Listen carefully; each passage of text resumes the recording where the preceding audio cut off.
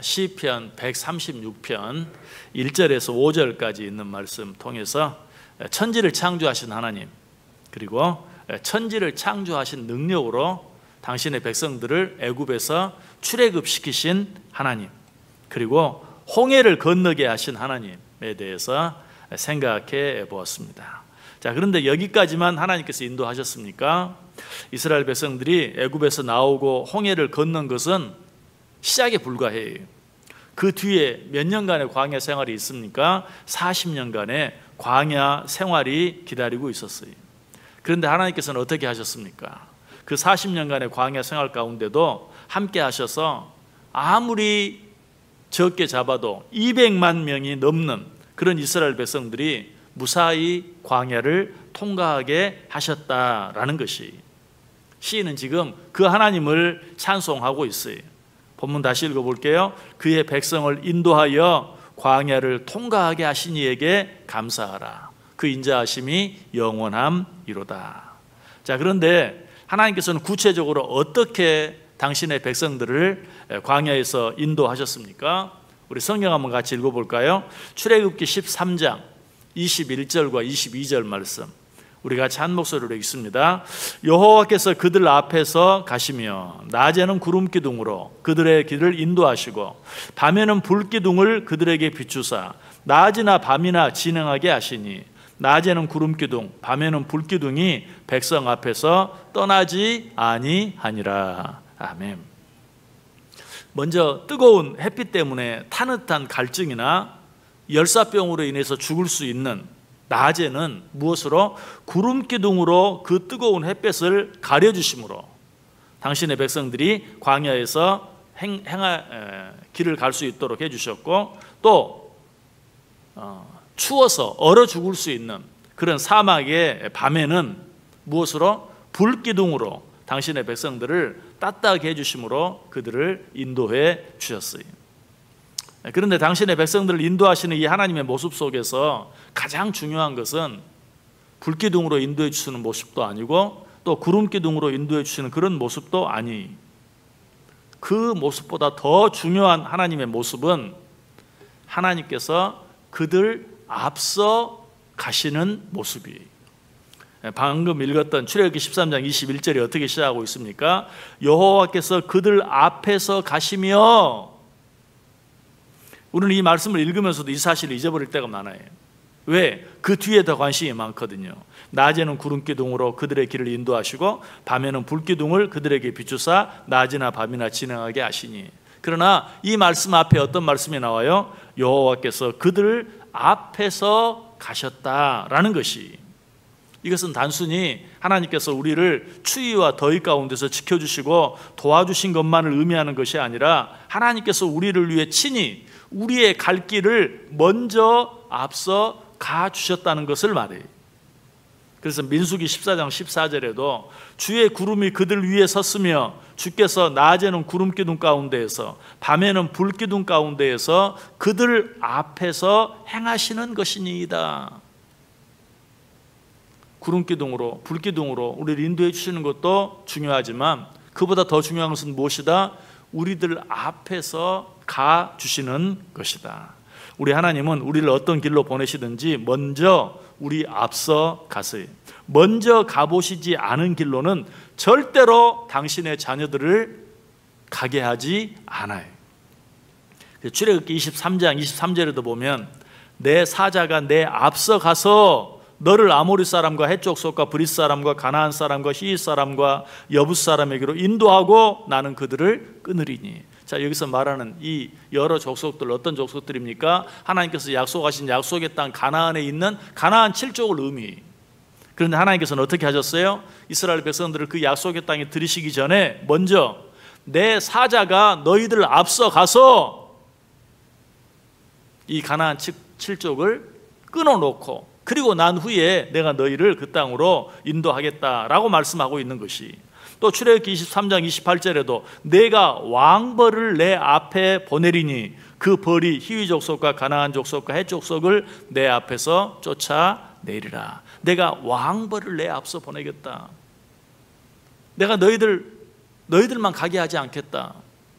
내가 내 사자를 내가 내 왕벌을 너희들 앞서 보내서 너희들의 길을 예비하게 하겠다라고 말씀하고 있어요. 우리는 내일 일을 알지 못하죠. 그러나 분명한 것 한 가지는 그 길이 하나님께서 이미 가보신 길일 뿐만 아니라 하나님께서 이미 가보신 그 길을 지금도 내 앞서 가고 계신다는 것이. 여러분, 유치원 선생님들이나 학교 초등학교 선생님들이 아이들이 소풍을 가거나 수학여행을 가면 어떻게 합니까? 먼저 다 답사를 해보죠. 그리고 나서 학생들, 어린아이들을 데리고 가는 거예요. 먼저 가본 그 길대로 그 아이들을 데리고 가요. 그러므로 안전하게, 아이들은 처음 가보는 길이지만 한 번도 가보지 않은 곳이지만 안전하게 소풍을 다녀올 수 있고 또 수학여행을 다녀올 수 있는 것이죠. 우리 하나님께서도 그렇게 하신다는 것이, 실제로 이스라엘 백성들이 애굽에서 나와 약속의 땅으로 가는 길은 전에 한 번도 가보지 않은 길이었어요. 처음에 애굽 땅으로 갈 때 그 길을 지나오지 않았겠냐고요? 400년 전이에요. 그 길을 지나온 사람들은 다 죽었어요. 아무도 없어요. 지금 그 후손들은 어때? 한 번도 가보지 않은 새로운 길을 가고 있는 것이. 그래서 여호수아 3장 4절에 보면 이렇게 말해요. 너희가 이전에 이 길을 지나보지 못하였음이니라. 이 길은 너희들이 한 번도 가보지 않은 길이다 라고 말하고 있어요. 여러분, 하나님께서 이 말씀을 하신 때가 언제인 줄 아세요? 요단강을 앞에 두고 있을 때, 요단강이 없다 할지라도 한 번도 가보지 않은 길이기 때문에 불안하기 짝이 없는데 지금 앞에 요단강이 있어요. 그리고 이스라엘 백성들이 건널 때는 특별히 어떤 때라고요? 추수 때가 가까워서 물이 넘쳐나는, 요단강이 막 차고 넘쳐 흐르는 그런 때라고 했어요. 한 번도 가보지 않은 길을 가는 것만도 너무나 두렵고 힘들고 어려운데 앞에 요단 강물이 막 차고 넘치는, 어떻게 저 강을 건널 것인가 두려움 가운데 있을 때였어요. 그럼에도 불구하고 이스라엘 백성들이 그 길을 안전하게 통과할 수 있었던 이유가 무엇입니까? 그것은 이미 그 길을 가보신 하나님께서 그 길을 앞서 가시며 그들을 인도해 주셨기 때문이. 이 하나님께서 지금도 우리의 갈 길을 인도해 주세요. 믿으십니까? 이 사실을 믿는 것이 믿음이에요. 우리는 단 하루도 우리가 가본 삶을 사는 게 아니에요. 자, 지금 이 시간도 하루의 첫 시간입니다. 오늘 우리 앞에 놓여있는 이 하루도 어때요? 우리는 전혀 가보지 않은 새로운 길이에요. 그렇기 때문에 우리는 두려울 수밖에 없어요. 염려하고 걱정할 수밖에 없어요. 그러나 우리가 분명히 알아야 될 것은 무엇이라고요? 우리는 가보지 않은 전혀 새로운 하루이지만 이 하루도 우리 하나님께서는 어때요? 이미 우리 앞서 가셨어요. 그리고 지금도 우리 앞서서 우리의 길을 인도해 주시고 계세요. 그럼 우리는 어떻게 하면 될까요? 우리는 하나님께 우리의 길을 물으면 돼요. 어디로 가야 합니까? 어떻게 가야 합니까? 하나님께 물으면 돼요. 그리고 우리의 길을 이 하나님께 기도로 맡기면 돼요. 이런 찬송이 있죠. 나는 갈 길 모르니 주여 인도하소서. 어디 가야 좋을지 나를 인도하소서. 어디 가야 좋을지 나를 인도하소서. 아멘. 이 기도가 저 여러분의 기도가 되길 원합니다. 이 고백이 저와 여러분의 고백이 되고 이 찬양이 저와 여러분의 찬양이 되길 원해요.